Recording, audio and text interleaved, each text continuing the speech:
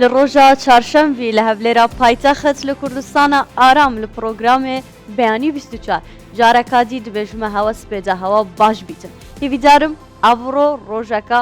پڕی ئێنەرژی بیت بۆ هەوا ئەڤڕۆ ڕۆژە دەستکەفتێن هەوا بی هیویا تەندروستیەکە gelek baş bu hava dixwazim. Di destpêka ev roca di tewerê xwe êkê de em dê behsê hokarên zanistiyên nezokî li jin û zelaman dake. û tewerê me yê duê jî tewerekê gelek giring e li xwegirtina mindalên bêserperişt û projeya xêzanî cêgîrewe ye. Ji gel min zabin heta du mahêkê ez bawerim birga babetên evro lê ciya rezamendiya hewa bin.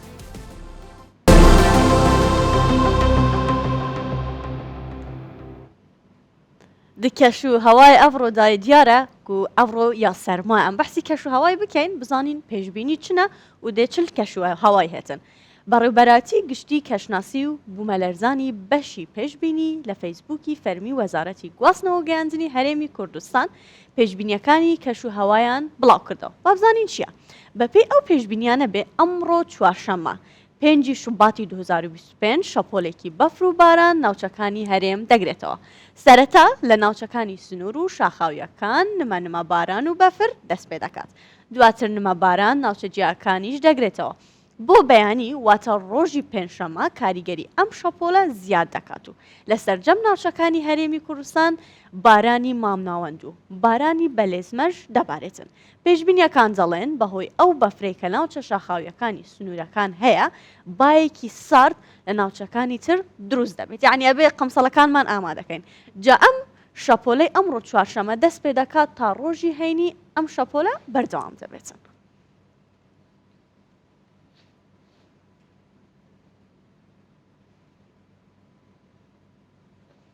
İsal li seranserî Kurdistanê rêjeya barîna befr û baranê kêm e. Lûtkeya çiyayê agir bi berfê spî bûye jî naverasta zivistanê binarên çiyay û deşta Êdîr û Bazîdê Reşa û tev befr lênîne. Nebûna berfê bûye sedemê bayê hişik sir û seqayê. Sermaya dijwar li Bidlîsê jî gula 40 kîlometr û çargoşe kir. Qeşa belemên qeraxên gula nazik. Tevî derdora wê hemû bûne berf û qeşa. Îsal li seranserê Kurdistanê rêjeya barîna berf û baranê kêm e. Lûtkeya çiyayê agrî bi berf spî be jî naverasta zivistanê binarê çiya û deşta Îdîrê û Bazîdê reş e. Nebûna berfê bûye sedemê bayê hişk û sir û seqemê. Dijwarbûna sermayê ji stûna avê jî diyar dibe ku di bilindahiya 15 metran qeşa girtiye. Stûna avê ku li devereke bilindiyê bajêr bû gihandina ava malan hatiye çêkirin ji qeşayê spî bûye. Hava o kadar soğuktu ki arabayı tam yarım saat boyunca... Îro pir sar bû nîv demijmêrê min nekarî otomobîla xwe vêxim. Pile jêr sifrê 20 bû. Şûna gotinê divê em vanê dîmenan nîşan bidin ku asta sermayê diyar dibe. Dîmen xweş e, lê serma dijwar e. Hem çatılar, burada insanlar, ben de dahil olmak üzere. Serma dijwar li Bedlîsê jî gola 40 kîlometr çargoşe kir qeşa. Belemên qeraxên gola nazik tevî derdora wê hemû bûne berf û qeşa. Gölüne geldik. Göl önceki yıllarda da... Gola nazik li binarê çiyayê Sîpanê xelatê ye. Piraniya salan qeşa digire. Em jî hatine me wê negirtin û temaşayê sürüştê kir ji bo me jî demeke xweş bû. Üzerinde yürümek, fotoğraf çekmek gerçekten heyecan verici. Lê deverên din jî berf û baran nebe jî serma ne ewqaz dijwar e. Lê wanê malbat û zarokan derketina tavê bi xwe derfet dîtin û derketine parkên tenî derya Wanê. Lê bajarê Artvînê jî bihara derewîn heye. Ji niha ve darên alîncan pel dane û alînc girtine. Dîmenên li beravên Alanyaya Antalyayê wek yên havînê ne. Bê derketinan tavê re pilên germê gihiştine jor bîstê û welatî berê xwe dane tenîj deryayê. Hin ji wan jî dûr ji qerebalixa bajêr di nava sirûj de demek xweş û baş derbas dikin. لە بەغدا چەند چاڵاکیەک بە بۆنەی ڕۆژی ئەفەندی لە عێراق بەڕێوەچوون. چەند کەساتێکی کورد کە کار لەسەر کولتور و ئەرشیف دەکەن بەشداریان لە چاڵاکیەکان کردووە. یەکێک لە بەشداربووان دەڵێ دیاریکردنی ئەو ڕۆژە لە عێراق دەگەڕێتەوە بۆ سەردەمی مەلیک فەیسەڵ لەلایەن جێگری سەرۆکی پەرلەمانی ئەو کات کە کورد بووە پەسەند کراوە.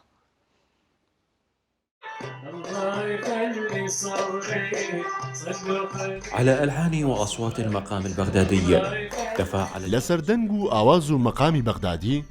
لە هۆڵی مۆزەخانەی بەغدا بەشداربوان دەیانەوێت کە لە پووری کۆن بە زیندوی بهێڵنەوە. شاندێکی هەرێمی کوردستانیش بە جلی کوردیەوە بۆ گواستنەوەی کللتوری کوردی بەشداریان کردووە. الثقافة الكردية عبر عدد من منظمات التنمية البشرية هناك، والذي احتضنهم المتحف البغدادي في العاصمة. و هەرێمی کوردستان شاندێک لە مۆزەخانە ئەرشیفی پەیوەندی ڕێکخراوەکانی کۆمەڵگەی بەدەنی بەشداری ڕۆژی ئەفەندی عێراقیمان کردووە. دیارە هەرێمیش کوردستانیش بەشێکە لەو کەلتورەی کە لە سەردەمی پاشایەتی ساڵی 1925ەوە سیدارە بۆ تەنیرەتێک ئەویش لەلایەن جێگری سەرۆکی پەرلەمانی عێراق کە ئەو کاتە کورد بووە بەڕێز معروف چیاوک. ئەو ئەفەندیە تەمان هەر عێراق بەغدای نەگرتەوە، وەسەت و جنوب و شیمال هەمووی گرتەوە. ئەزەمەش لێرە وەکو شاری هەولێر تەمان وەکو ڕێکخراوی ڕێپاک بەشداریمان کە زۆر خۆشحاڵ بین کە بۆ مناسبە هەموو ساڵانی ئینشاڵڵا یادی دەکرێتەوە ئەمە زۆر خۆشحاڵ بین کە ئەو ڕۆمەشارەکەمان کردی وەکو هەرێمی کوردستان. زۆر سپاس. التركيز أيضا كان على السدارة البغدادية.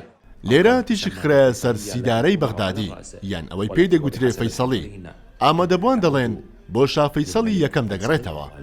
وكل دعمنا للتراث العراقي البغدادي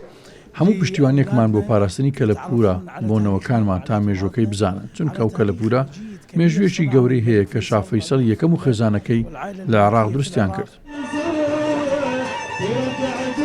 الكل في هذه القاعة عاد به الزمن إلى هەموو ئەوەی لەم هۆڵە دەبینرێت تەمەنەکەی دەگەڕێتەوە بۆ زیاتر لە 100 ساڵ و بەشداربوان دەیانەوێت کە لە پووری عێراق و بەغدا وەبیر بخەنەوە بەتایبەت لە ڕێگەی جلوبەرگەوە. من المتحف البغدادي سيف علي كردستان 24. بەڵێ بینەران ئێستاش کاتیەوەیە باسی تەوەری یەکەمان بکەین. لە تەوەری یەکەمی تەوەری بەرنامەی ئەمڕۆمان باس لە نەخۆشی نەزۆکی دەکەین. ئەم نەخۆشیە بزانین هۆکارەکەی چیە و نیشانەکانی چین. بۆ ئەم مەبەستەش میوانداری دکتۆرە شەهلەمان کردو. دکتۆرە زۆر بەخێربێ، زۆر سپاس کە ئەمڕۆ میوانی پرۆگرامەکەم بوویت. ئەمش زۆر پێم خۆشحاڵە کە لێرە بم انشاءالله. دکتۆرە با یەکەم جار پێناسەیەکی نەزۆکی بکەین لە ڕووە زانستیەکەوە بزانین نەزۆکی چییە؟ نەزۆکی نالێن نەخۆشی نەخۆشیەکی بلێن احتمالە دەستەدیبی و احتمالش نفسی بیتن. زۆر کەمەنە لە دنیاە هەموو کەم نییە، یعنی یەکەک نەزۆکە بلین بەتەنەیە نا لە بە ملیۆن نەها کەس لە عردی نەزۆکن. نەزۆکیانتە هاوسێرگیری کردیە ساڵک ئێستا کردیتیانە ساڵەکونی و نەیتانە دووجیان بیتن. ئەوە ئێستا حالیان دکردیتیان دوو بەش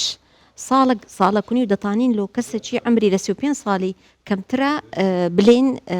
نەزۆکە. بەس لە ئەمری 35 ساڵی زیاتر 6 مانگراوە دەستی ئەفرەت یان هاوسەر هەرجیان حتى 6 مانگ ینی حەبلی نەبوو ئەوجە دەبی مساعدەی بلێن پزیشکی بکە یان بستەزیەکی بپرسی لۆ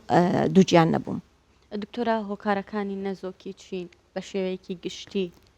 ئەو سوالە هەن زەحمەتە چکە زۆر شتی دەستەناوی. یەک لەو شتانە یەک لە زۆر کەمەنەکان دەرونیە، یعنی ئافرەت ئەوڕۆ هاوسەرگیری دەکا مانگەچکە لۆ زگم نەبوو لۆ دووجیان نەبووم لۆ ئەتو دەبی بزانی نەوعەکە کو دەکەین، یعنی حتا هاوسەرگیری سۆری هەتا دووجیان بیتن ئەوەل شت دەبی سوورە مانگانەی تەواوبی لۆ ئافرەتی باز دەکەم. دوو پارتنەرەکەی پیاوەکەی لەگەلی بی، یعنی معقول نییە تو 6 مانگجارێک دێتەکنت دەلی 2 مانگە ئەمن دووجیان نەبوومە سەفەر دەکا مەوجود نییە لە وەختەجی نییە وەختەکەش، یعنی ئەگەر ئەمرت بلێن 25 ساڵانە و لە ماڵی بەتێنێ دەژی لە ماڵی خۆتیان لەگەل هاوسەرت بەتێنێ دەژین حتى ساڵەکی نۆرمەڵە. باشە چەند کەس لە یەکەم مانگ حملیان دەبی سطا دا يعني صد سطا كس دا. عينا عمر بو عينا شكل بو عينا بلين كوبي بيز بو سطا دبي سطا شيستيان باش ششمانجي هشتا بينت زيان باش صالتي او معنايا اوي باش صالتي حملي بو دو جيان بو هيلكي خرابتر ليك من خير او اشتشي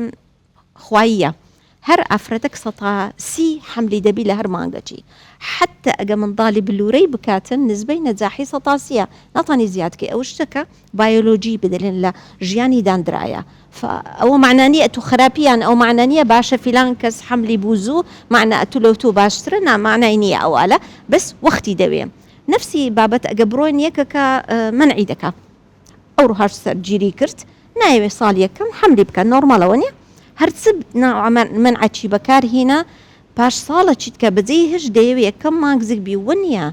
يعني تو دبي بلي أم با نخوش كان دلم صالة شتكا وك منعت بلي تازم يردم كرديا لإستا راح حسيبك صالة كي خوت مشوش مبا منعت بكار هنا معنا زقم تاخير دبي طبعا أو كونتوري ميا داكو خشكا كان أو أنا يدلي منعت كرد بدايتي هاو سرجيري ودكا تاخير بحملتنا علاقينية همود ريقات شي منع أو ما قد بكاري ديني أو ما قد بي علاقينية لبيش وباش باشە دکتۆر ئەی نیشانەکانی چین چۆن ئافرەتێک بزانێتن کە نەزۆکە بۆی زوو چارەسەری خۆی بکاتن تەواو ئەو سوالەکی زۆر باشە یعنی ئەمە گوتمان ساڵە کراوەستە بەس ئافرەتەکە 6 مانگ جارێک سوورە ماگانەی دەبینی ئێوە نابێ ڕاوەستی ساڵک ئەو معنا مشکلەی هەیە ئەوە پێشی هاوسەرگیری بکە دەبی بڕوا پرسی ئەمن مشکلم هەیە لۆ یان نا احتمال هيكلاني خرابي هرمونة زياد بي مشكلة هبي لا رحمي يعني أوشتانا هيا دبي تشك بكاتن حتى نقاتا مشكلة باش هاو سرجيري يعني أو أقر بت يعني رأي مرقري هركسك بيش هاو سرجيري مفروضة بستا أوي لو أفرتان بتني نخير لو بياوانش عينا يعني قف ببرسين تم لسطاتن دي سببي نزوكي بياوة سطاسي بتني بخويا السبب كي سطاسي بس أفرتكيا سطاسيش هردو كان يعني أجا فكري بياو كم لسطاشيستي هيا سبب كي سي بتني سيش لقل خزانكي أو نسبة شي قورية زورنية يعني فد بليم بس بقرينا والسبب كان يتيا أوي بلين برتا زورة يك زغارة شيشان بهردو لايان أفرتو هاوسري هردو كان قد زغارة شيشان زور ودا كان زوكي بي يعني دبيني مع الزان هردو كان عمريان قدسكيا سورة مانغاني نورمالا حملينا كيف دبيني بياوكا زور زغاري دا تشيشي نرجيلة طبعا في بينصتي بكات زغاري زيادة بيتم فأواني دبي كو يعني وشي هاو سرجيري لكي دبي بتكن دكتورة شي أو رأياني ورقري أمن تب كم سنة كم طبعا عمري لناوي تدايا واشتكان أو كان يعني أوي عمري مثلا بلين سيو شاشا سيو حفتة نابي زور راوستي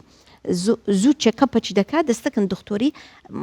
تماشي اشتكاني كي خوبكا هرموناتي بيوستنا خير أوي عادي مزبوطة سرمان حمو سرمانغان دشوات النابي بتي وقتي بتسوينيان باري سرف كالشتشي بيوستينيان هرمونات دكين وكتشي سورمانغاني تاخير دبيان بردوام بلين باكنية بلين أو نوعانا ولو يعني حتى أو اشتوابي استحاليا لعلمي نوية هرمونات شيش دكان علاقي بغدية فحز ذكري حتى لو أكسيكا نورمال ستاصل بس دي سنة تحمل الديوينات وش لبرد بتي دبي بزاني نخوش شكرت هي عائلة نخوش شكريان هي دور بيت فيروسك بيشتر نقرتين قرتيتت اوش تاني دبي تشيك بكي لو حملي حبي فيتامينز مهمة بخوين يعني مزق ماجي كم دكا اما اسا طبعا اوي من ضالي شي لبردتي لبدايتي حملي هر حساب دكين نزوكيا يعني اوي دو من ضالي لبرد سوا حسابنا كم او حملي بوا لا مشكلتي هي دبي سارة سري بكا بيشي محاولي دو جانبيتا باشا دكتور اوي باسمان كر نشانەکانی نەزۆکی بوو لە ئافرەتاندا هی ئەگەر باسی نیشانەکانی نەزۆکی بکەن لە پیاواندا ئەو ئەوەی مشکلەکە ئیوان ئافرەت دەزانی قسەکەت زۆر ڕاستە ئافرەت دەزانی مشکلەکەم هەیە لە هێلکەدانم مثلا بس پیاو کو دەزانی ڕاستەکەی بەس دەبی فەحسەکەی ئاوەکەی بکرێتن يعني دەبینی هیچ مشکلەی نییە بس مشكلك هي ديار نابي إلا دبي مختبر همو مختبركش نازاني أو فحسي بك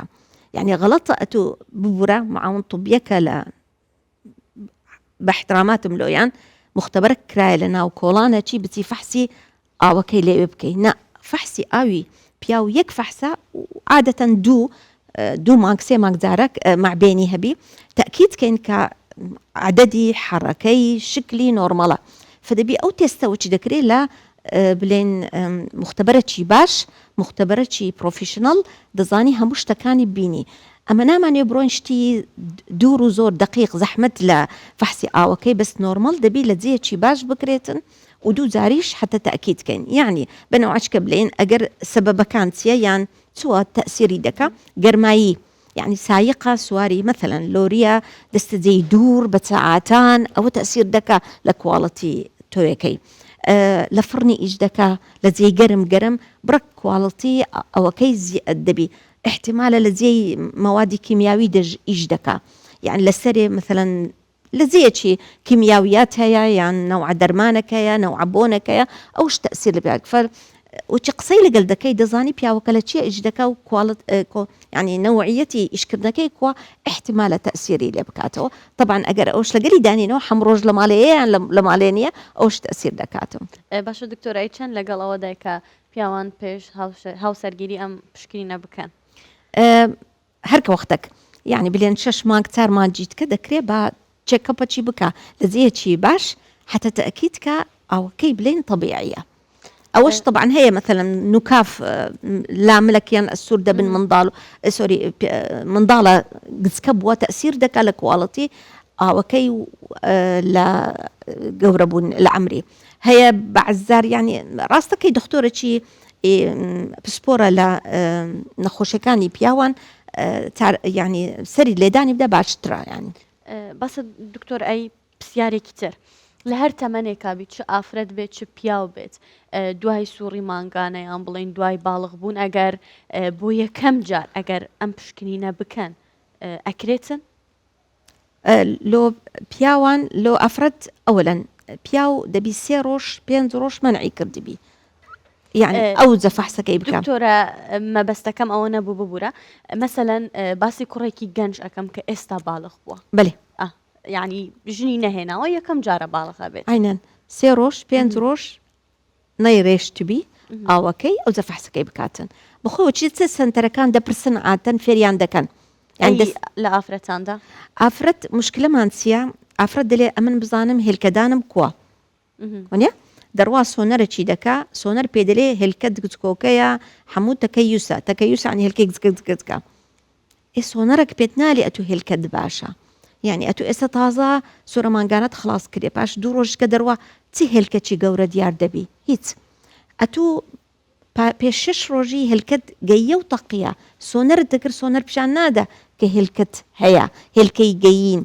فسۆنەر بە یەک سۆنەری بەعزار دەبی يعني دەڕۆی بای چەند سدفەیە دەڕۆی دەبین هێلکەی 18 ملیمترە دل هێلکەدانت زۆر باشە بس ئەگە بوو ئۆکەی بس ئەگە نەبوو معنانی ئەتو خراپی فالسونار ببرسالة يعني دكتوري خوت يعني أو كسيد لقلي هاتو تدكي يعني أو متابعي دكي بزاني توخد بكي سيزدمين تعدمين روجي عادي سونار بكرد هالكم نبو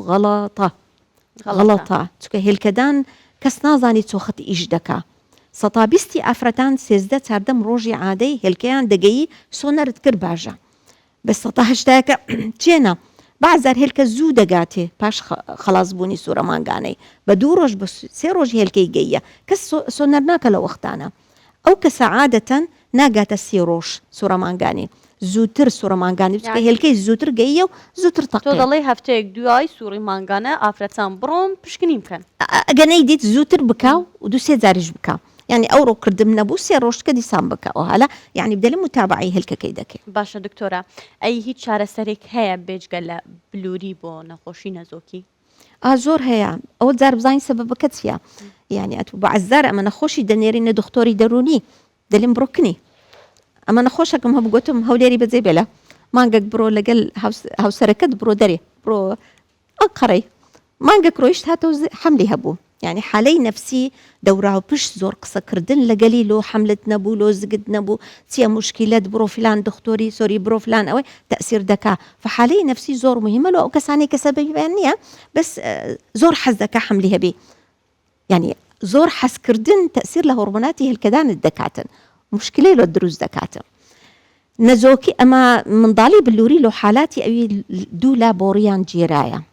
یەک ئەوان هیچ بە هیچ ڕێگایەک تۆیەکە ناگاتە هێلکەکەی واتامە چه حاڵەتێکە دکتۆر ئەوی دەڵێ بۆڕیەکان بۆڕی ئەوانە عادەتەن سەتا ینی نسبەتی زۆر ناقەومێ سەر بخۆی تازە نوێ هاوسەرگیری کردیا ئەوە حملی بۆ منداڵی لەبەرچووە یان عملیات کرایە و زجی نابێ ئێستا یان منداڵی بە طبیعی بووە التیهاباتی هەبوو ئاگای لێ نەبووە لە ژۆر التیهاباتەکەوەی کردیان حالاتی خاصەیە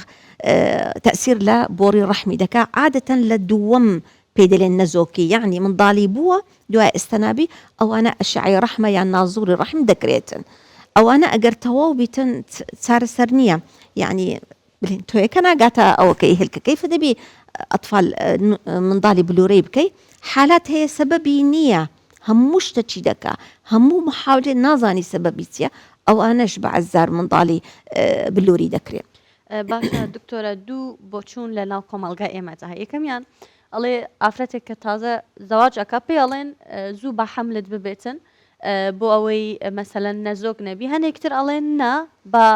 تۆ مەسەلەن ئەگەر بە تەمەنێکی گەنجی زاوج بکە ئەڵێ نا بە درەنگتر ئەوەت ببێ ئەمە تا چەند کاریگەری هەیە چ زوو بێت یان درەنگ بێتن ئەمە بخۆی مشکلەکە چییە قەت ژن لە دنیای هەر ژنێک نازانی نەزۆکە ئیلا ئەگەر هاوسەرگیری بکە یعنی تێستەکە چییە من بزانم نەزۆک دەبم یان نا سوورمانگە تەواوە پیاوەکەت باشە هەیە نسبەتەکەیە حتى ئێستا نازانن لۆ نەزۆکە لۆ حەملی نابی تێستەکەی یەکەم کە بزانی ئەتوو حەملت نۆرمەڵە کەس حەملت بیتن لە بە هەندێک داک و پلک و خوشک حەز دەکاتن ئەو ترسەی ژۆرێ لاداتن دەلێ زوو ببە جارێک بووی قەیناکە مشکلە نیە منع بکاتن ئەوە ڕاستەکە و شتەکەی ژۆرەی دڵمانە نەک بەعلمیش ناتانی پێ بڵێن هەوکە بەیەکنم دەلێ ئەم نەزۆکم یانە تازە مێردی دەکەم نازانم تێستەکانی نۆرمەڵ لۆ دەکەم بەس چووە دەکا بلێ سەتاسەد هەر ئەگەر حەملەکە دروست بوو بەس بەعلم وچی دەلێ ئەوڕۆ منعم کرد مانگەچکە حەملم کرد نۆرمەڵە بداتی ئەوەی باسم کرد کە 6 مانگ منعت کرد هیچ تەسیر ناکە لە تو بەس مشکلەکە چیە پاش 6 مانجی دەچیە ترایلەکەی دەچیە حەولەکەی حەول دەدەی بزانی حەملم دەدی یان نا دی ئەو 6 مانگەی پێشتر من بەزیە شتیا علاقەی نییە بەس ئەمن دیسان دەلێم بە ئاساندی 6 مانجکەوچی یان ساڵەچکە بیستت سۆری حەملت هەبی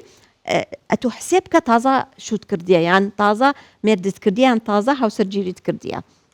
بەڵێ دکتۆرای زۆر دەرمان هەن مەسەلەن کە خانمان ئێستا بەکاری دەهێنن دەڵێن ئەم دەرمانانە دەبنە هۆکاری نەزۆکی یان ئەمە بخۆ نابێتە هۆکاری نەزۆکی چ دەرمانێکەیە کە تۆ بە ئافرەتان بڵێ ئەمە ئەبێتە هۆکاری نەزۆکی خۆتانی لێ دوور بخەنەوە یان ئەم شتە سروشتیە بخۆی هەیە یعنی تو نەخۆشەکە مەثلەن نەخۆشی دەرونی هەیە یان نەخۆشی ڕۆماتیزمی هەیە یان نەخۆشی شەکرەی هەیە مثلەن دەرزی وەردەگریان حەبی وەردەگری علاقەی دەکە ئەو دائما دەبی يعني ئافرەتەکە لە من دەپرسی بەس وچی ئافرەتەکە دێتەکەنم بە عەزار حەملی هەیە و منداڵی لەبەردەچی یا منداڵەکە سەقەت دەبی دەرمانەکان زۆر نییە بەس ئەوە دەبی کۆنێکشنەکە بی مابێنی دکتۆری خۆی و لەگەلەما يعني شتێک دەقەومێ دەلێ مەثەن دەرمانەکە بلێن سەراع ئپلیپسی یان گەشکە ئەو حەبەکان بخۆی هەموو تەسیریان عینە شتەلۆ منداڵ بلێن بە عەزار زگماکی لەبەرچوونی دکتۆری خۆی نابی حەبەکەی بەتەنێ بدە دەبی لەگەلی قسەی بکە تو پلانت دانایە حەملت هەبیە نەک زگت هەیە يعني تو پلانی دانایە حەمل هەبی دەبی لێ ئێستەڕا عیلازێکی بدەمێ تەسیر لە حەملەکەی نەکە چ بە نەزۆکی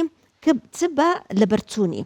يعني ئەو حەبەی دەدەمێ دەبی مەثەلەن فۆلیک ئەسید 5 میلیگرامی لە ئەو ڕابیداتێ لەگەل حەبەکان و بلێ نسبەکە ئەوەندە وەچی حەملی بوو 6 هەفتە من چی لێ بکەم ئۆڕەدی ئەوە وەرەی گرتیە کاتی حەملەکە دروست بووە پێشی بلێ مەثەلەن هەیە نەخۆشی سەرەتانی مەمچیان هەیە ئەوانە نەوە حەبەکی دەخوا ئەوانە عادەتەن عادەش ناشۆن لەگەلی 6 ساڵ 7 ساڵ ئەتو حەملت نابی ئەو فترەیە فدەبی لەگەلی بلێ حتى عمرم ما نەخێر مثلا 6 ساڵ ڕاوە دەستم 7 ساڵ ڕاوە دەستم تەسیری هەیە تەسیر نەیە موادی کیمیاوی هەیە حەبا وەردەگریتن تەسیر لە هێلکەدان دەبی ئەوە يعني ئافرەت حەقی خۆیتی بزانی هاوسەریشی دەبی حەقی خۆی بزانی ئەوانە وە دەکاتن حمل نەبیتن یان بەعزار تەسیر لە عادەی دەکا حەبەکان فأو فرق دەکاتن حسب نەخۆشیەکە حسب حالەتەکە. باشە دکتۆرە تۆ وەکو دکتۆرە شەهلا لەگەڵ ئەوەدای کاتێک خانمان سەرەتای هاوسەرگیریانە مەنع بکەن؟ هیچ علاقەی نییە بە زگبوونی بەس منع اعتماد دەکا من نەخۆشەک بێ 38 ساڵانە تازە هاوسەر نایە لە مەنع بکە یعنی تەمەن ئەگۆڕێتن تأثیر دەکا حتى ئی پیاوش ئێستا لە عەلمی نوێ 40 ساڵیان بردیە يعني پیاو لە 40 ساڵی گەورە وەخت خۆی دەمانگۆ چەند گەورە بی مشکلە نییە نە لە عمری پیاوش تأثیر دەکا لۆ حملی 1 2 منداڵی ئەوەی زگماکی لە بەرچوون ئەوانش لە ناویتیان فحسب عمرەکە 40 ساڵانە ئەتو چ مەنع دەکەی هەبووە 40 ساڵانە هاوسەرگیری کردیە ساڵێک منعی دەکرد نا ئەتو کواڵیتی خەزینەی هلکت کەمتر دەبی کواڵیتەکەی خراپتر دەبی ئەتو نابی مەنع بکەی هەرچ مشکلەکەت هەیە تەعجیلی بکە ئیشت هەیە ئیجازەی بگرە دیراست هەیە تەعجیل بکە ئەوەی حەلکە ئەو جە پاشوی بڕۆ ستەپی دووەم. باشە دکتۆرە ئەی کچێک کە هاوسەرگیری نەکرده بێتن و تەمەنێکی هەرزەکاریە بێتن مەسەلەن 20 ساڵ بێ 21 ساڵ بێت تۆ چ ئامۆژگاریەکی ئەکەی ئەڵەی چی بەکار نێنێ تا تۆ گەنجی لە دوا ڕۆژدا ئەمە بێتە هۆکاری ئەمەی کە تۆ نەزۆک بی بخۆی ئەو ئەگەر بچینە ناو بازاری ئەو دەرمانانەی ئیزعیف بوون و ئیجوانکاری و هەتێستا نازانین چی تێدایە يعني ئەگە بلێ بەس نازانم يعني ئەو شتانە سەر بخۆت شتان بەکارمەینە يعني دەرمانە چی دەکری ئەوە زعیفم دەکا ئەوە قەڵەوم دەکا ئەوە نازانم جوانم دەکا سۆری يعني ئافرەت حەقی خۆیتی ئاگای لە خۆی بیتن بەس دەرمانی ئەوی نەزانە بەکارنەینی دکتۆری پیستەی هەیە دکتۆری هەناوی هەیە بپرسی ئەو نەوع کواڵیتی ئەو دەرمانە ئەم دەرمانیان نایەخ نەنووسراتی لناوە من نازانم پێت بڵێم ئەوە باشە یان خراپە فئاگاداری لەوەی بین شتشکشمانەیە زۆر ضروری ئەگە يعني مەجالم بدێ ئەتۆ چ عیلاجی وەردەگری نازانی چ وەخت حملت دەبی بەعزار ئەتۆ ناتەوێ حملت بی بەس منعی سروشتی باز دەکەی ئەتۆ طبیعی وەنیە منعی سروشتی اعتماد لەسەری ناکەین ئەمە 123 فشلی هەیە ئەتو کاتی منعی سروشتی دەکەی نەک حەبی دەخۆی یان بلێن ڕەحمت لەو لە بددانایە کە ئەوانە 199 اعتمادی لەسەرگە و حەبەکی خراپ دەخۆی یان دەرمانەکی باش ناخۆی یان نەخۆشیت هەیە لە ناوەندێ علاقی بە پیاو ئەو نیە بەس طریقەکە نسبێ فەشەلیە لە ناوەندێ حمل بوو کو چارەسەری دەکەی فەئەویش دەرمانێکی بەکاردێنی تەئسیر لە حملی دەکات دکتۆری خۆی باز دەکا پێی ئەوە محالە بکە منعی باشتر بکاتن. باشە دکتۆر ئەی ئێستا شتێکی تر زۆر بووە لە نێوان ئەو کچانەی لە تەمەنی 14 ساڵیان بڵێن ئەو تەمەنەی کە باڵغە بن یان ئەوە تا سووری مانگانەیان تووشە بێ سووری مانگانەکە درەنگ ئەکەوێتن دوو مانگ جارێکی تر یەتنیان ئەوە تا هەر نابن ئەمە هۆکارەکەی بۆچی ئەگەڕێتەوە ئەمە لە علمی دەلێن هەتا 18 ساڵ ئەگە سوورە مانگانەی نەدیت نۆرمەڵە نۆرماڵ ئەگە هەتا 18 ساڵ بە شەرتە چی بژنی تەواوە و يعني جسمی تەواوە کە ئافرەت دروست بووە دەبی تێستی بکەین ئەو شتانە و تێستێکیش هەیە دەبی تەماشە بکەین دەرەی ڕەحمی کرایتەوە یان نە ئەوە بە چاو دیار دەبیتن ئەوانەی نۆرمال بوو دەلێن بڕۆ ئینتیزار کە حتى 18 ساڵی چ مشکلەم نییە بەڵام ئەگەر بێ 14 ساڵانە بژنی 10 ساڵانە نە ئەوە تێستی خاصی دەوێ مشاكل دنك مشاكل زقماك احتمال هلكداني نية زقماك احتمال الرحمي نية زقماك احتمال كرة كروموسوماتي او نية موشتي نية بس بخوي كروموسوماتي تواونية فاوانا تيستيان دبي لو كراني شوانا كرشو هليا يعني يكلا سبب كاني نزوكي لبياوان كروموسوماتي تواونية ئەوەش طبعا دکتۆری يعني دکتۆری پسپۆری خۆی دەبی ئەوەی چێک بکاتن. دکتۆرە شتێکتر هەیە هەم ئێستا لە کچاندا هەم لە خانمان کە هاوسەرگیریان کردووە حەبی دواکەوتنی سووڕی مانگانە جا بە هۆکاری سەفەرکردنە بە هۆکاری سەردانیکردنە حەج و عومرە ئێستا مەسەلەن وا ڕەمەزان دێتن مانگێک پێش ڕەمەزان بەکاری دێنێت ئەمە خراپە کاریگەری هەیە و بۆ سەر نەزۆکی بەتایبەتی. بخۆی هەر حەبک لە دنیاە مەفعولی ئەگە خۆمان بگوژین دوو مانگە نییە حەبک ئەوڕۆ خواردن پاش حتە 3 ساڵی ئەمن سوورە مانگانم تێکچووە نییە یعنی حەبی منە 21 ڕۆژە 21 ڕۆژم ئەو مانگە ناهێلی هێلکە بگەیی ئەگە زیاتر بخۆی و دەکاتن عادە ڕاوەستی ماوەچی معەن شرط نییە ئەتو سەفەر دەکا احتیمالە ئیمتحانم هەیە ئەمن بم امتحانم هەیە ئیسەفی 6 یعنی امتحانێکی زۆر زەڕوری نامەوێتە سوورەمانگەن لۆ چ گروپەکی ئەو گروپی کە ژانیان هەیە فحەبی منعیەک لە چارەسەرەکانی چیە ژانیە سوورەمانگانەی نایە ئەگە 21 ڕۆژ حەبی خوارد ینی بەعزادی القەینا بێ بەس ئەو ژانم نەبی فایدەی هەیە یعنی ئەو حەبانە خراپ نییە ئەمە کۆنتوری ما زراوی دەچی لە حەبی منە حەبی منە یەک لە حەبەکانی حەبی ئی پێش 150 ساڵ نا ئەو زمانەی ئەو پێدەلێن منداڵی حەبی منە عادەی مەزبوط دەکاتن ژانی نابی لەگە عادەی ئەگە زیاتر خواردی ئەمە حالاتمانەیە 2 ساڵ حەبی منعی دەدەینێ بە طبی يعني خين لنا لو أو نخوشية طبعا لرحمي بركشتي روجي دينك دخوتها راي دقري هذا دبيتوه مشكلة نابي فأو أو ترساك من أو حبي دخوم تأخير ده كم لو سببتشي أو فترة شي طبعا عادكي برك تقدتي بدايتكي وقتكي دروا يعني وقتكي لقل يبيش دومان قيلك نادا بس خرابي أو درجينيا طبعا الشكري هي دبي انسولين وحبي زياد بخوا او حبانا هرمونات الشكري زياد دكاتن زغتي هي برك حبكي زياتر دكاتن احتمال برك زغتي زياد يعني توتالي اگر استا خانمان ام حبا بخون اسايا لمانجي رمضان ده يعني أو شرع عمر أو تداتن أوي يعني خوا داينا لو تو يعني لو سراي دقري يعني أنا أمن بمن بريم دلي تو خوت هيتي أو فترة دوباره بكو زارة جيتك لو أو قلق أو مشكلة دبيتن ديخوم ونايخوم كتما أو إيش دكا إيش ناكاتن حبكا لني ومانجي نازانم خينم ديتونا أو شيء للدنيا بمن يعني باشترى بروات نورمال كهاد يعني بابيتن باشە دکتۆرە ینی تۆ وەکو دکتۆرە شالە لەگەڵەوە دانی ئەڵەی مەیخۆن باشترە لەوە ئەگەر بشخۆن زیانێکی ئەو تۆی نییە بڵێ دکتۆرە با کەمێکی تر باسی پیاوان بکەم لە نەزۆکیدا بۆچی پیاوانی ئێمە مەسەن ئەگەر ئێستا ئافرەتێک نەزۆک بێتن زووهانە ئەبەتە دکتۆر زوو چارەسەر وەرەگرێتن بەڵام ئەگەر خەلەلەکە لە پیاو بێتن ئەمە زۆر ئەستەمە ینی تۆ وەکو دکتۆر چ ئامۆژگاریەک بە پیاوان ئەڵێ چەند کاری ئێمە ئاسانتر ئەبێ ئەگەر ئێوە یارمەتی ئێمە بدەن ئەمن ئەو کەسانم دیتن زۆر باشن پیاوەکان ئەوی دێنە زۆر تێگەیشتینە ینی ئەمە ئەو دواش ئەمە بە ئینگلیش دەڵێن جەنەرەلایزیشن ینی عام مەکە ئەمن ئەو قسەی ئەگە باس کەم دەبی ڕەئی مثلەن 5,000 پیاوی وەرگرم ڕەئیان چییە ئەو جە باشوی قسەی بکەم ئەمن دەبینم ئێستانە ینی علمیان باشتر بووە فێربوونیان باشتر بووە تێگەیشتیان باشترە بالعکس ئەم دەبینم پێشی هاوسەرگیر بخۆی کردیتی بەحسەکەی نانا بخۆی کردیتی دەزانیش نزبەکی سوۆشەل میدیا و ئینتەرنێت و شت زیاد بووانە دەچن معلوماتیان دەدەنێ بەس بچی باسمان کرد ئەوەری 16 نەزۆکی ئەتوو لە ناوی چ بەتەنێ 130 چ لەگەڵ خێزانەکەت 100 فنسبەتی گەورەیە يعني أما وشي دارين زغاري مخو نرجيلي مخو لوس حتى خوتا أول زار بيشي بلين لو يعني حملة شي نورمال دبيتن أوش أوي دويتن فير كاري تدريب قصة كردن للسوشيال ميديا شرح كردن أواني دي بزاني نا أو دزاني نيو بني وأم بأفرتان دليم صبلا بدست شي نادري بدوانا فهردو كان تقريبا 50-50 صدا بنزا وانا مشاركة دا كان حتى اشتشي باش بيتن وبدواني بباشي بريكي برونوا دكتورة شالة سواز واموشگاريا كان سواز وقصة كانت زور دل خوش بوم كامرو ميواني بروغرامي بياني بسوشوار بوي زور سواز كالقل مان بوي سرطان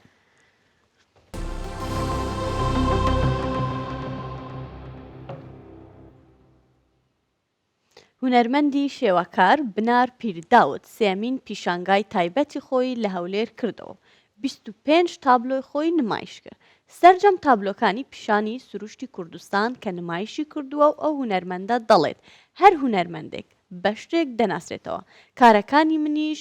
بە سروش جیا دەکرێتەوە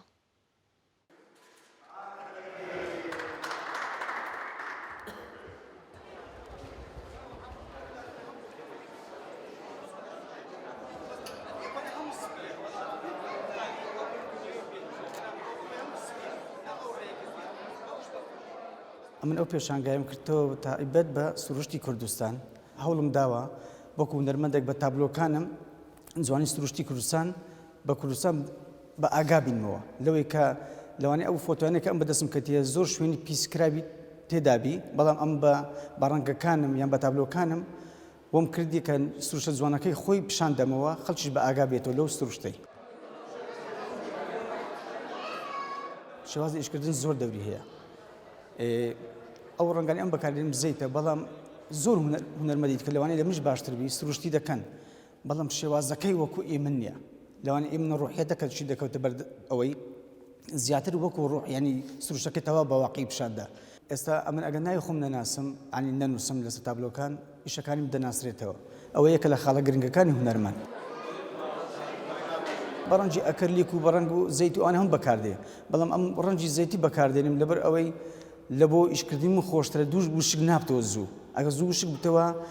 پێن دەست و پلەکی ڕقت هەیە یعنی ئیشکردنەکەی هەدیار نەک دەست و پلەکەی هونەرمەندەکەی بەڵام ئیشکردنەکە ڕق دیار دەبی تۆناتی وشتی کەمە دەرەجەی تۆناتەکەی کەم دەبی ئەوزا زەیتەکە هەم مقاومەی زۆرترە لەسەر تابلۆ هەم ئیشکردنی زۆر خۆشترە. ئیشی سروشتی تابلۆ سروشتی چەندی مەساحەی زیاتر بیان فراوانتر بی بینینی جوانترە. ئێستا ئەم ئەتوەرە پێشبوون ئەم دەستمە پێش تەماشاکەم بەس ڕنگ دانرایە بەڵام چەندی بکشێوە زیاتر واقعی خۆی پیشاندا. ئەمش ئەو تابلۆیم یەک لە تابلۆ جوانەکانی خۆمە کە ئێستا بابی ئیشمە سەکردی هەر ئەو سار لە کوڕەکم وەرگرت فۆتۆگرافەرە بەخۆی ئەلو شوێنەی دانیشت بوو گوتم ئەم بەس ئیشم بە سروشتەکەی گوتی زۆر باشە مامۆستامادەم بەکار بینە ئەوە چیای برا دۆستە هەندێک لە ئەجواکەم گۆڕیە بەڵام ئەم شارەزایم لەو ڕەنگ گۆڕینە هەیە بۆ نمونە نوێژ نیوەڕانی بی ینی وەختی نیوەڕانی بی ئەم بیکەمە خۆر ئاوا بوون بەڵام ئەوانە هیچ دیار نەبوو ئەم کردی ئەو تیشکەکە لێکوان هاتە ژوورێ لەو بەردانیدایە لەو شاخانەیدایە بۆ ئەوەی جوانترین ڕنگدانەوەی هەبی. لە کاتی سێبەرەکانیش کۆنتراستی زۆر بەکاردێنم عکسەکان ڕەنگی عکس زۆر بەکاردێنم لە بۆ تابلۆی زۆر گرنگە.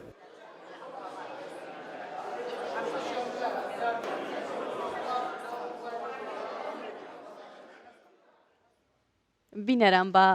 باسی شتێکی سەرنجڕاکێشتان بۆ بکەم. جرج لە ئەمریکا هێندە زۆر بووە هاوڵاتیانی نیگەران کردووە. هۆی سەرەکیش گۆڕانکاریەکانی کەش و هەوان لە وڵاتیایی گرتوەکانی واشنگتۆن، سان فرانسیسکۆ، تۆرۆتۆنۆ، نیویۆرک و تۆرۆنتۆ و نیویۆرک و چەندان ویلایەتی دیکەی ئەمریکا ژمارەی جرد لەسەر شەقام و ناو ماڵەکان و بە شێوەیەکی بەرچاو زیادی کردووە. هاوڵاتیانی نیگەران کردووە بە گوێرەی توێژینەوەیەکیش بێ هۆی زۆربوونی جرج و هاتنە دەرەوەیان لە حەشارگەکانیان گۆڕانی کەش و هەوایە بەرزبوونەوەی پلەی گەرمایە لەو ویلایەتانەدا. توێژەران لە لێکۆڵینەوەکاندا لە 16 شار کردووانە 11 لەو شارانە پلەی گەرمان تێدا بەرز بووەتەوە هاوکات ژمارەی جرجیشیان تێدا زۆر بووە. ئەمەش دەبێتە یەکەم جار لە مێژوودا کە گۆڕانی کەش و هەوا و بەرزبوونەوەی پلەی گەرمە بە هۆکاری زیادبوونی ژمارەی جرج دابنرێتن. جاتخوا بە سەیری ئەم جرجانەکەن. جۆنتان ڕیچاردسۆن پرۆفیسۆر و یاریدەدەر لە زانکۆی ریچمۆند نووسەری سەرەکی توێژینەوەکە ڕایگەاند بەهۆی بەرزبوونەوەی پلەی گەرمە جرجەکان ناتوانن لە حەشارگەکە و مانهۆڵەکاندا بمێنمەوە ئەوانیش گەرمایان بووە کاکە لیان گەڕێن بۆیە لەو شوێنانە دێنە دەرەوە. ڕیچاردسۆنیش هەروەها گوتیشی دەڵێ زۆربوونی ژمارەی جرج لەو شارانە کاریگەریەکی خراپی لەسەر تەندروستی هاوڵاتیان دەبێ چونکە جرج نزیکەی 50 نەخۆشی بە خێرایی دەگوازێتەوە. توێژینەوەکە ئەوەی خستە ڕوو بۆ ڕێگری لە زۆربوونی ژمارەی جرجەکان بۆ هەر ساڵێک بەرپرسانی ئەمریکا پێویستیان بە 500 ملیۆن دۆلار هەیە.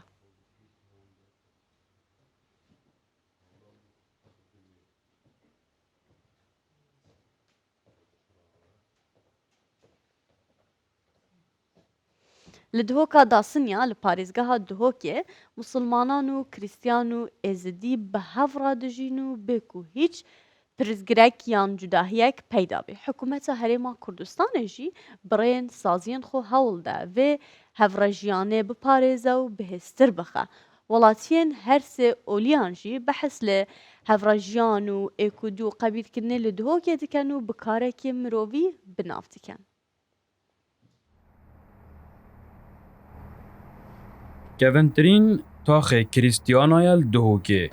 تا گویی چند سال ویری بون و چند سال خدا تقریبا او بحث لحاف باب کالکن خود که کل وی تاخی جیان در باز کریه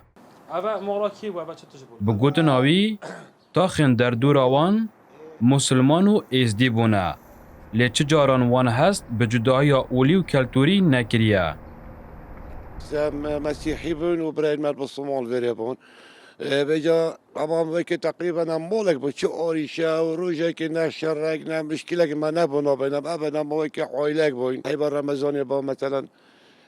محترم موالگرد ما مثلا زادی بر مقابله و منات خور مزانی بروژینا یعنی بیگ وجیانا گلا خوش با یعنی محترم های کدود گد گلا جیرونتی افلا گلا خوشه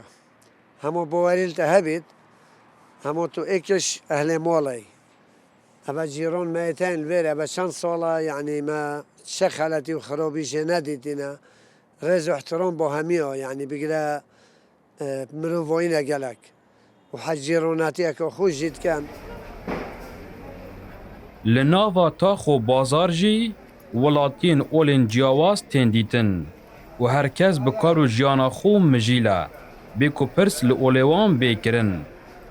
ولاتیه که ازدیجی بحث لهفرجیان و اکدو قبول کرنیل دهوک دکه و بکاره که مرووی بناف دکه از چوب فرق جدای وصا نابینم که مثلا هبت نیوکا ازدیا و بسلمانه و کریستانه خاصة تايبت شولي ما الفيري البورسي هيج فرقك من نادي تيب راستي ام عم بيشتي برايتي نو بيكفا كاري خود كي لهريما كردستان و تايبت لگند و قضاين پاريزگاها دوهوكي مسلمان و كريستيان و ازدي پافراد جين بيكو هيج پرزگري که گان جدایک پیدا ببا حکومت هريما كردستان جي برای سازين خو هول دايه و هبرجیان پاریزا پیستر بیخه اگر لپاریزگاه دو که بگریه لهن تاخان دمز گفتا بینی لهن تاخان دم کنیسا و لهن تاخان جی جین پیروزن و لی ازدیان تینا دیتن اوشی بواسدم که هفراجیان و یک دو قبول کرن دنابرا اولو کلتورین جیاواز لپاریزگاه دو که پیستر بکوه بیوار حلمی کردستان 24 دهوک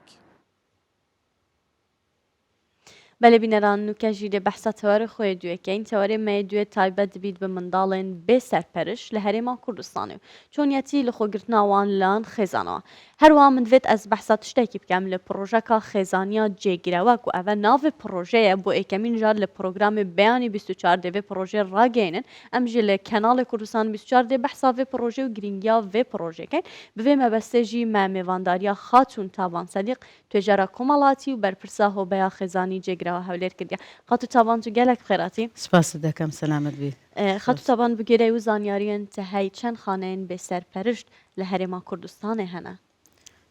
سپاس میمان داریتان زور بخیر من تجاری کمالاتی و برپرسی هو بی خزانی جگیرم لهولیر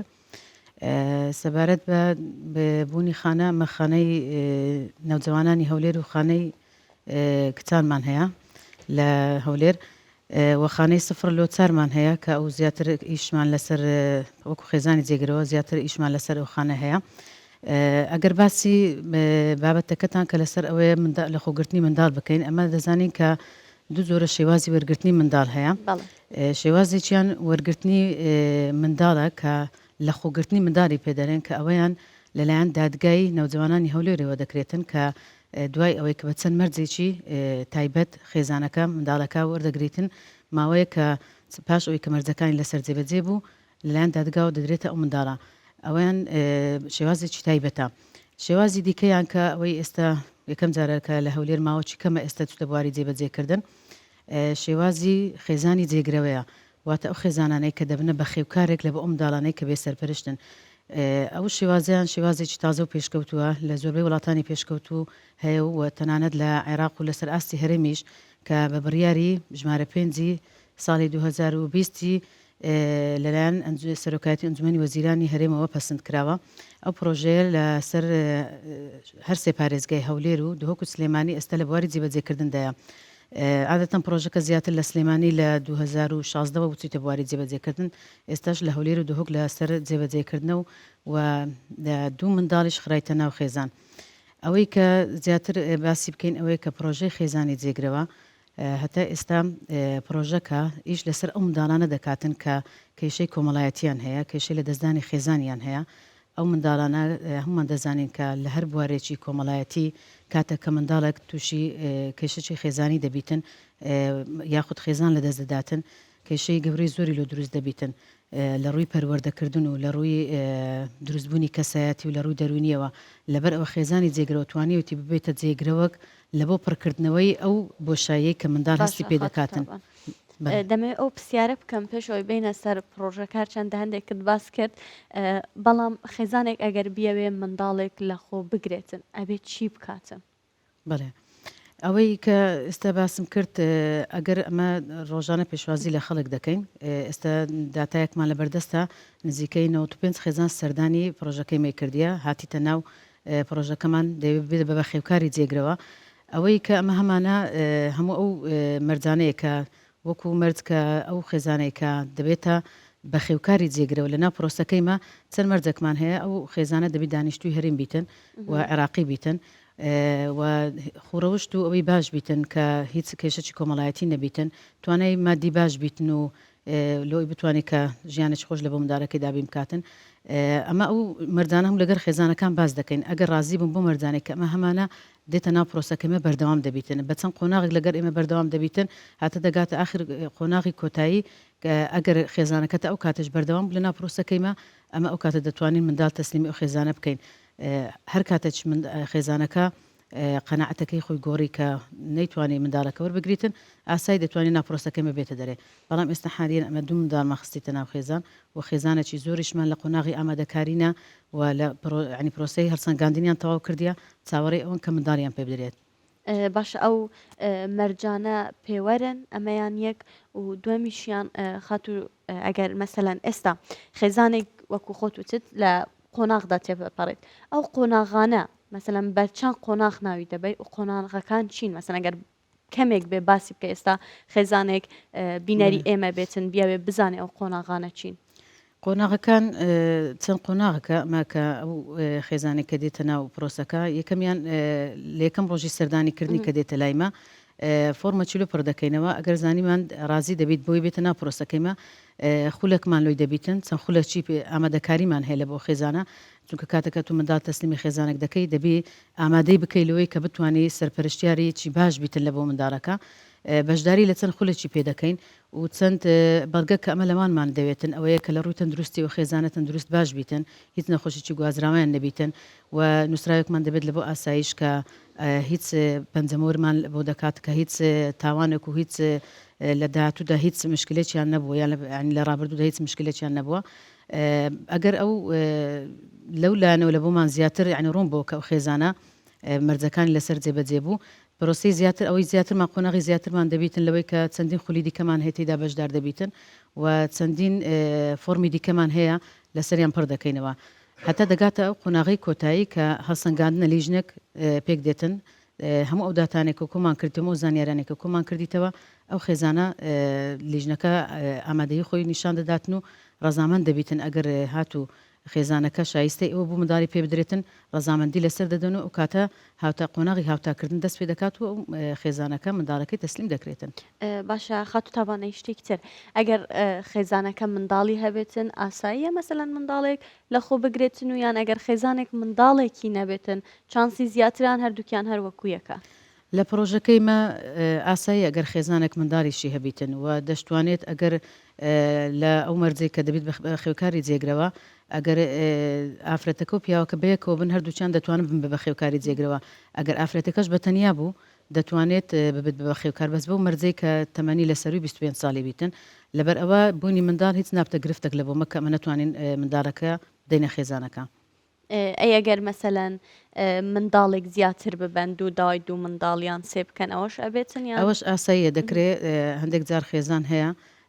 داوای دوو منداڵ دەکاتن بوون ونا لە ناوخانەکان هەندێک جار دوو خوشکمانیان خوشک و برایەک هەیە دەتوانن هەردووچیان بەیەکەوە ینی تەسلیمی خێزانە بکەین و هەندێک جاریش ئەگەر ئەتوو ئەزمونەکە لەسەر ئەو خێزانە هەیە کە دەزانی بە خێوکارێکی باش بە لە بۆ منداڵەکە دەتوانانی داوای منداڵی دووەمیش بکە بە هەمان شێو منداڵەکەی تەسلیمی خێزانەکەی بکەینەوە. ئەی ئەگەر بینە سەر پرۆژەکە باسی پرۆژەکەمان بۆ بکەی لەکەیەوە بیرۆکەی ئەو پرۆژەیەتان هەبوو چۆن بوو دەستان پێ کرد؟ خۆی پرۆژەکە وەکو باسم کرد بە پەیرەوی ژمارە 5 ساڵی 2020 کە ئەو کاتە کە بڕیاردرا پەیرەوەکە پەیرەوی لیکاندنی منداڵە بە خێزان لەو کاتەوە بڕیاری لەسەردرایە. ئێمەش لە سلێمانی وەکو باسم کرد لە 2016 پرۆسەکە چوتە بواری جێبەجێکردن بەڵام لە هەولێر لە ئێستاوەمە دەستمان بە پرۆژەکە کردیە و دەهۆچش بە هەمان شێوە لە پارێزگای دهۆک ئێستا ئەمە لەو قۆناغینە کە دوو منداڵمان تەسلیمی خێزان کردیە و بیرۆکەی ئەوەش کە پرۆژەی خێزانی جێگرەوە لە بۆ ئەوە بوو لە بۆ ئەو منداڵانێک کە کێشەی خێزانیان هەیە ئەو منداڵانێک کە لەبەر ئەوەی کە منداڵ لە ناو دێتە ناو خانە کاتێک کە منداڵێک دێتە ناو خانە لەبەر ئەوەی پەروەردەی منداڵەکە بە پەروەردەی جەماعی دەبیتن پێچوانەی ئەوەی کە منداڵێک لە ناو خێزان گەورە دەبیتن پەروەردەی تاک دەبیتن ئەکەیت پەروەردەی باشتر دەکرێتن چونکە خێزانێک سەرپەرشتیاری ئەو منداڵە دەبیت لە هەموو لایەنێک و دەتوانیت تا پێداویستیەکانی منداڵەکە دابین کە لە هەموو لایەنێک هاوکاری منداڵەکە لە لایەنی دەرونی کۆمەڵاتیەوە بەڵام پەروەردەی منداڵ کە لە ناو خێزان لە ناو چاودێری کۆمەڵایەتی لە ناو خانەکانە ئەو کاتە پەروەردەی جەماعی دەکرێت هەرچەندە خانەکان کەم تەرخەمنینە لە بە ئەرک و بەرپرسیارەتی خۆیان بەڵام ئەو بیئە خێزانیەی کە لە ناو خانەکان هەیە ناتوانانی منداڵ وەری بگرێت لەبەر ئەو خێزانی جێگرە بوویتە بەدیلێک لە بۆی بتوانانی ژینگەی خێزانی بدات بۆ منداڵی. خەتەبان زۆر سواز کە ئەمڕۆ میوانی پرۆگرامەکەم بووی زۆر سواز بۆ پرۆژە جوانەکەتان هیوای کاری جوانتر و باشترتان بۆ خوازم. سوپاسان دەکەم خۆشحاڵم زیاتر.